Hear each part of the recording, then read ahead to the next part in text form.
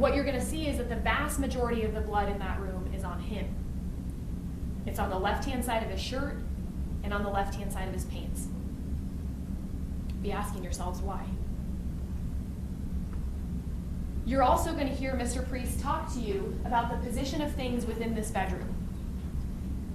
The defendant's story, as given to Detective Rita Wolf, is that he is essentially where the picture taker is in this photograph, and that Ashley's on the other side of that bed, near the window.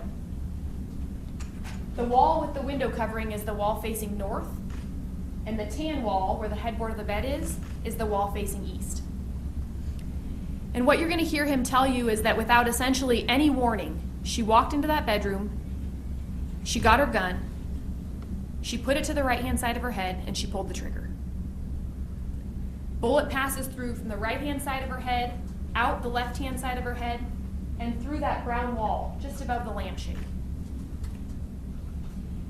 And what you're going to hear Mr. Priest tell you is that if she was facing the direction that he claims she was facing, and the bullet comes out the left-hand side of her head going through that east wall, as we know that it did, and then that exit wound starts to bleed, which everybody will concede, why then are we seeing the blood not on the east wall, where that exit wound would have been facing, but on the north wall, which would have been behind her, in the version of events that he gives?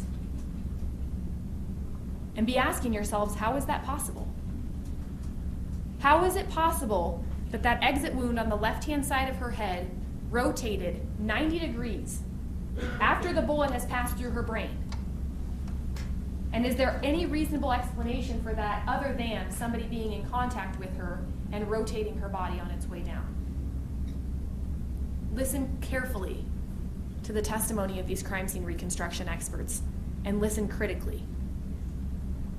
Be thinking about these issues as you hear them testify. And at the end of the day, in this case, you're going to have to use your common sense.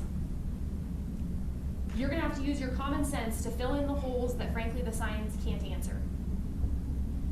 You're going to have to rely on the testimony of other witnesses, the people who saw and heard the things that were going on that night. You're going to hear from a woman by the name of Chelsea Arrigo. Chelsea Arrigo was in a house just behind the Fallis house, in an upstairs bedroom that would have faced that window that you saw in the master bedroom. And what you're going to hear is that Chelsea Arrigo heard the entire altercation that went on. And you're going to hear from the officers who spoke to Chelsea Arrigo that day, January 1st, 2012. And you're going to hear about what she told them. And what you're going to hear is that Chelsea Arrigo heard this altercation, and what she heard is a male voice yelling, "Your fucking mom, your fucking mom, answer my fucking question." And then a female voice, "Get off me, get off me."